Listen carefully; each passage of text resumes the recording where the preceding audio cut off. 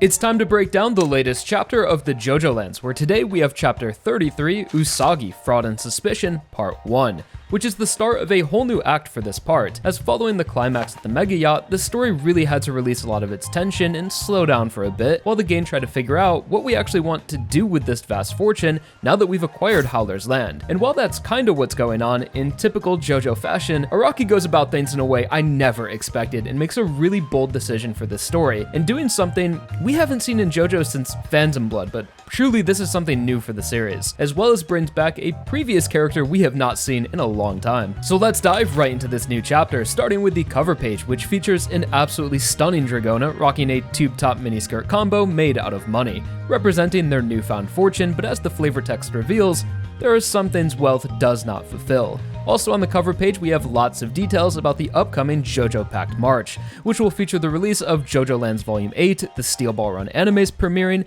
and a new JoJo magazine. More details for all of which you can find in my shorts tab in the coming days, like just recently we got the English voice cast for Steel Ball Run. And turning the page, we are welcomed into the chapter with a double page spread showing us the immediate fallout of the yacht sinking, where we see that Key West, Liam, Yokohama, and Lulu have all survived and been released from the capture of our crew and left at a hospital to be cared for, which is a much cleaner outcome than what I imagined after everything that went down on that yacht and seeing that we were taking Key West with us, but I guess we were just nice enough to save her. So I really thought there would have been some sort of consequences to our activity, considering we were at this very sketchy scene where a lot of government personnel were attacked. This was an order issued by the president, but resulted in zero arrests since Howler had escaped. But they just let us leave, no questions asked. So it's not the biggest deal, and this outcome does let us just move on very quickly into whatever Araki has planned next, but this was sold to us as a crime story, and usually what makes crime stories and heists exciting are the consequences of getting caught or being arrested and the little details that lead to that. So this outcome kinda deflates the whole lawful versus criminal tension to the part after seeing that no matter how many witnesses or that we were practically being broadcasted on the news clearly impersonating bank employees, be it through the Mate Kudasai or smooth operators, we seem pretty impervious to any legal consequences. And we were able to let the cop and lawyer go after we beat them up and killed their friend. So there could be some legacy costs involved in this deal. Legacy costs? Especially for Yokohama, to make sure that they don't go tell everyone that we kidnapped them for a week and impersonated him, which would jeopardize the legality of us owning the land in the first place. But with the others, since we seem to have spared them out of the kindness of our hearts, they could potentially return as allies, similar to Rohan, who at first we fought and detained but then ended things on mutual terms. Just imagine in like 30 chapters we do get into legal trouble and Jodio's like, I know who to call. Hi, I'm Key West. Did you know that you have rights? The Constitution says you do. Also, that detail of Lulu being Howler's daughter was incredibly significant, although we don't know yet if our crew ever found out about that, but I'm completely certain that she will return at some point. So now it's time for the big reveal that JoJoLands has officially entered Act 2 following a 9-month time skip, which was jaw-dropping on my first read and something we've never seen in JoJo before, with a part specifically being broken into acts. We've definitely had these smaller time skips and breaks in pacing, like JoJoLands Chapter 58, Dawn at the Higashikata House, which separated the Damo group from the doctors and was interluded by the Milagro Man.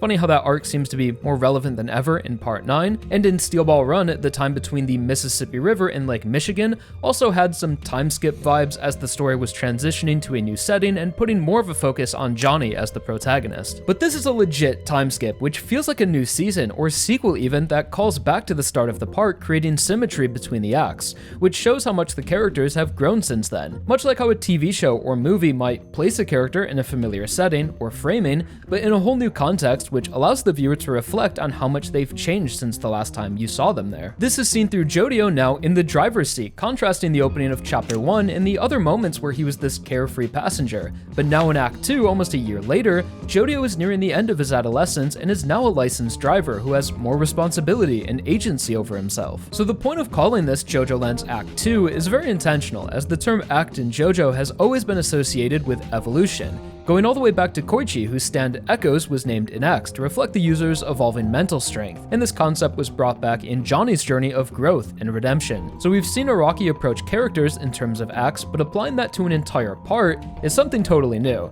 with the only slightly comparable moment being the 7-year time skip from Phantom Blood, which transitioned Jonathan and Dio from childhood to adulthood. So with this new act established, let's dive into what's in store with this extremely dense chapter in terms of dialogue, which is going to set up a new arc and explain roughly what's happened within the past 9 months. So while JoJo is trying to focus on driving and Dragona is scared shitless, Usagi is going on a yap fest as usual, talking about his Saint Gentleman French fries, which is a reference to the fictional bakery located in Morio from part 4, which was where Kira had taken his hand out for a date and the brand name on his iconic sandwich bag. So it looks like in the alternate universe this business has expanded and opened a location in Hawaii. This reference to Morio is also some slight foreshadowing for later in the chapter. So all of the distractions from Dragona and Usagi cause JoJo to back up into another car, which is the most realistic teenager thing ever, getting into an accident right in front of your house. And unfortunately the car they hit was full of some older ruffians, who kind of remind me of that gang Yasuo encountered in JoJoLand. Oh look, it's Luffy. So this scene fulfills a few purposes. Firstly is that contrast of JoJo and Dragona from chapter 1 being pulled over. Secondly is exposition, where we overhear that even though we got Howler's land, none of it has been liquidated yet, so we can't use the money, and are still essentially scraping by. They live in the same house and are driving a $990 beater they got from the junkyard with no insurance. So whatever money they have made so far from the diamond and luxury watches, which should be around $300,000, has probably all gone to their mom, Barbara Ann, to pay off the house, get out of any debts, basic living needs, or savings, so they are by no means living a filthy rich lifestyle, despite on paper being worth millions. So although they don't have money to solve their problems, they do have something far greater, a friend. Maybe that's the true meaning of filthy rich, as it's important to point out that after 9 months, JoJo and Dragona are still choosing to hang out with Usagi, and have established a meaningful friendship when before they mostly kept to themselves. And we saw in chapter 1, this isolated nature made them prone to being exploited by corruption and needed to resort to violence. But now in Act 2, when in a similar situation, they are able to rely on their new friend, who uses his stand, Mate Kudasai, to resolve the situation without violence, altering the dashcam footage to gaslight the thugs into believing they caused the accident. So sometimes in life, a good friend is worth way more than any monetary value. The chapter then transitions into the next scene, where we see some new characters. This panel looks pretty familiar. And this woman has a very retro hairstyle for JoJo. These spikes are something Araki used to do a lot in the Stone Ocean art style, circa 2002, and from the side looks a lot like Fugo. So we have this mother and her disabled daughter trying to download a pamphlet about medical expense assistance from the Hawaii State Hospital of Neurology, but a scary pop-up appears telling them to contact the support center, which slowly unravels into this typical online scam, where the so-called support center tells the woman she has a virus and will need to give them a whole bunch of information to get rid of it. So the dialogue here is pretty long-winded and detailed, although that's very much the point, to illustrate how these cyber scammers will exploit people, often the elderly, with details and instructions while constantly reiterating that they are in danger of some threat until they are finally able to extract personal information to steal their money. So honestly, a pretty depressing scene here. This woman is just trying to pay for her daughter's medical expenses and is being targeted by this opportunistic lowlife trying to leech off whatever they can, who may also be a stand user, as the pop-up graphic really reminded me of some sort of digital stand, which would be a really cool concept in this modern era of JoJo. As Araki has said before, that he often bases villains on societal evils, and these online scammers are definitely a societal evil. Do not redeem! Do not redeem the card! What? This scene then fades into nighttime and we see Usagi taking the Skyrail home, probably after hanging out with the Joestars, and comes back to that same apartment. So we can put together that this was Usagi's family who are now missing, and he's pretty upset about it, squeezing the bag in his hand, yearning, looking outside, and falls asleep in a chair waiting for them to come back. So we're setting up this new storyline that's really going to focus on Usagi's character, which is good, as I feel like so far we've spent the least amount of time with him. The chapter then carries on into the next scene at the Aiko boutique, where we get to catch up with Paco, who is now working an honest job as a manager at a port warehouse. That's even more ports mentioned after the port name trio. And I love this interaction between him and Dragona, which is just friendly banter like, oh, you're a manager now, are they gonna make you wear a uniform, blah blah blah, and Paco just so casually tries to steal her phone, so still as klepto as ever. And I was a bit confused by the setting at first, because I thought this was back before the time skip, considering the state of the room is exactly how it was following the Ninbo fight. But Meryl just hasn't touched anything because she doesn't know how to get construction work done without word leaking from the workers, and also mentions digging a secret tunnel under the building. These are both very Better Call Saul-esque talking points. And all this in complete secrecy, But damn girl, she couldn't even sweep up glass for 9 months? That's just bizarre. We then get into another heavy bit of exposition, where Meryl has gathered the group together for the first time in a while, except for Charming Man, who she briefly mentions has gone back home to the Big Island and is not present in this chapter, nor does it seem like he's in regular contact with the game. This I found to be kind of strange, as I thought the whole point of Charming Man helping us out was because he wanted to find his brother Mauka, who went missing on Hualalai, and it was the police who were restricting his access. So now that he's taken part in stealing that land and is friends with, or maybe even a partial owner himself, I thought our next course of action would be to go look for him, and the rest of the game might be obliged to help him out because Charming Man did a lot for us, and we know that it's around that land where the lava rocks come from, so it might be within our best interest to go look for more or to investigate the land, especially now that it's legally ours and before Howler might try and do the same. But it is mentioned that the army are conducting an investigation there, which could imply that we aren't even allowed near the land and it's completely locked down. But come on, we're criminals. Let's do a sneaking mission. Because it would not be good if the US government is going to have control over the lava rocks, the Holy Corpse, and I bet they got their hands on a Rokakaka at some point. But back to the point, Charming Man had been a great addition to the cast, so I hope he's not gone for too long, and since we had that backstory set up, his motivation will need to be resolved at some point. We could get a whole Charming Man side quest, like a Polnareff subplot, where we get to see what he's up to on his own, on the Big Island, and maybe see more of his native people with their bizarre skin conditions. So continuing on with this scene, Meryl tells the gang that they most likely won't see the money from the Howler heist for years to come, because although the land is technically owned by her company right now, again, you have that investigation from the army who are looking for evidence of ICBM manufacturing, which could take years to resolve.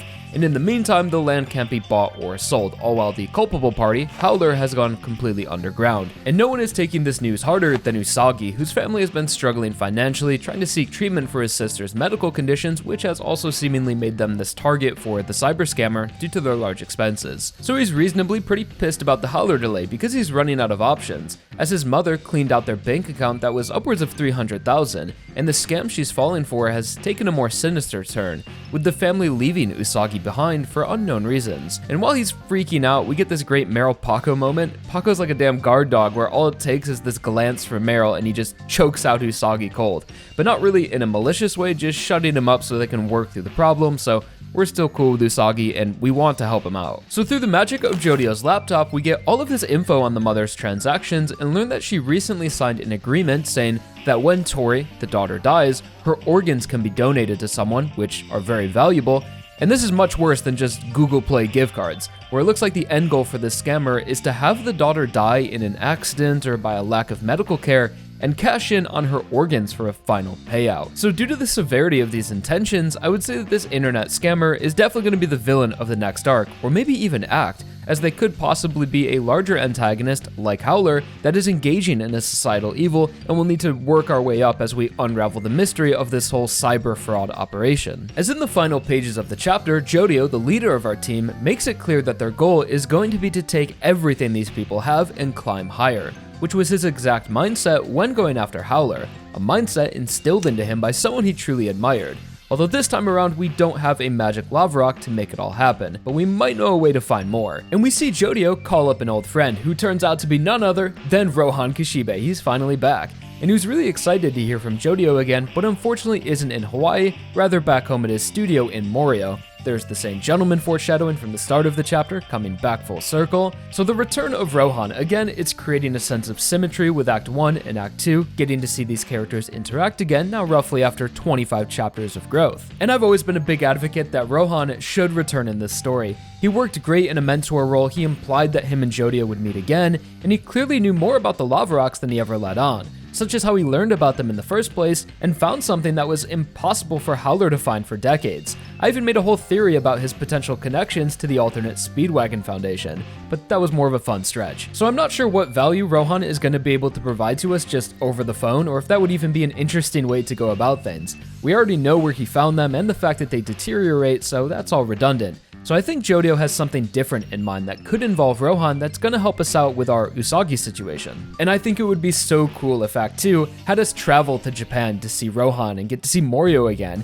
and made some plot connections to Part 8 with returning characters, similar to the legend of Johnny Joestar where Araki connected Parts 7 and 8. There's just so much potential within that concept. Of course, what are Josuke and Yasuo up to 10 years later and all of the other Higashikatas? It could also work to capture more of those travel vibes that we had earlier in Part 9 and express that shared culture between Japan and Hawaii. Also, something that was never really explained in Part 8 that I found myself thinking back to a lot ever since Part 9 began exploring these concepts of monetary value and attracting things like money and jewelry. I wonder if that bling baby from the old newspaper in JoJoLand was at all connected to maybe Hawaii and the lava rocks in some way, or if that will be brought up again. There's also the possibility that Usagi's family is going to Japan and that's where everything's heading. Maybe the scammer convinced them to go there for some medical treatment for Tori's condition. We saw something like that in Part 8, with the rock humans essentially being these scammers within the medical industry, exploiting people's money with the Rokakaka, which never truly cured people, but just created more problems in the long run to keep patients on the hook. Although I don't really want to retread this same exact territory again, but if there is a way to tie all of this back to Howler and that goal of getting filthy rich that connects the parts in some way, I'd be happy to see it. And speaking of Howler, since he escaped 9 months ago, we haven't heard or seen anything from him since. Not even the army or FBI have been able to track him down. So lots of mystery surrounding him at the moment. Is he plotting his revenge? How is he coping with such a drastic change in lifestyles, going from the highest of class to the underbelly of society? Or maybe he had some sort of secret property under a different name or shell corporation that he was able to retreat to. During his introduction, he did mention something about buying Hokkaido, so maybe he's held up in Japan, and again, that's where this is all heading. As I really do think he is connected to this cyber scam in some way, and this might be the start of his plan to take his land back, and internet scams are just a way for him to build up enough money to eventually get some leverage. So the same way that JoJoLand was very much two acts, but still connected between the rock human drug trade and doctors, I think Howler is going to be that consistent enemy in JoJoLands carried throughout the acts, but a person that changes and becomes more serious and hardened over time. Because the one thing we know for sure he's been doing in the past 9 months is reading his diary. It was the only thing he took with him, so I bet he is studying that thing like a Bible, and the next time we see him will be the start of his plan to create the next lava rock through the lightning of a new moon, or has maybe even learned more of the power of the diary through deciphering its text and could evolve in some way. So since these newer JoJo parts have roughly been around 90 to 100 chapters, and we're getting the start of Act 2 at Chapter 33 here, I would say that JoJoLands is probably going to be a 3 or 4 act story, which is very exciting to know that we're just going to have these big shifts every 30 chapters or so. So honestly, so much potential with this story right now, and who knows where it's gonna go. Send me to Morio. I want to see Josuke. Just don't kill him off. Araki, please. I'd be so sad if his head got crushed by a boulder. So I think that's gonna be everything for Chapter 33 for now. So thank you all so much for watching. Like if you enjoyed. Huge month coming up in March, so stay tuned on the channel for sure. Turn notifications on if you want all the news. And I'll talk to you all real soon in a new video. Peace.